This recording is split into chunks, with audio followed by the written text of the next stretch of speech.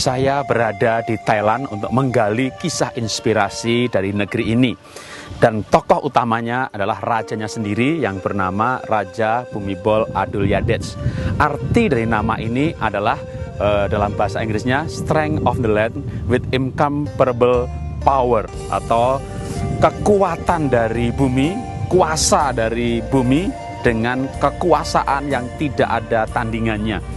Sepertinya arti nama ini mulai digenapi. Kenapa? Karena dia memerintah kerajaan ini selama 65 tahun sejak usia 19, dan itu menjadi raja yang berkuasa paling lama di muka bumi untuk saat ini.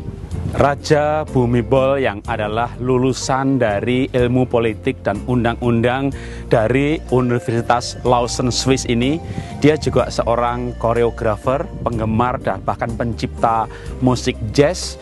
Dia seorang penulis dan juga seorang fotografer. Waktu kesehatannya masih prima, beliau dan istrinya suka berjalan-jalan ke pelosok desa.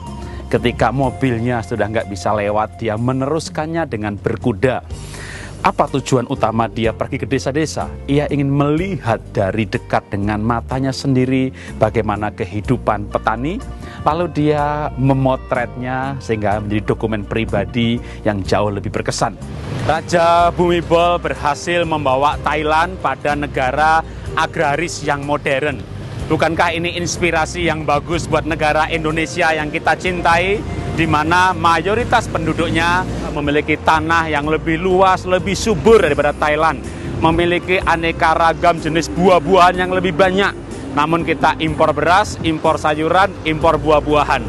Kita mengenal kisah-kisah monopoli perdagangan pupuk, tata niaga cengkeh, tata niaga kayu, tata niaga lain yang intinya rakyat atau petani justru merasa seperti dijajah pada zaman VOC dulu, di mana ketika harga cengkeh naik, petani juga nggak pernah kaya, lalu rakyat bahkan susah untuk menjual hasil yang dia tanam.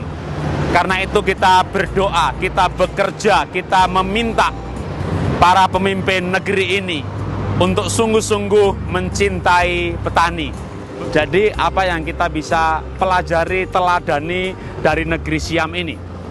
Pemimpin negara ini mulai dari raja, pemerintah pusat, pemerintah daerah, mereka punya komitmen yang kuat sekali, betul-betul memimpikan, memimpin bagaimana petani, rakyat, peternak itu bisa memiliki hidup yang makmur dan cukup.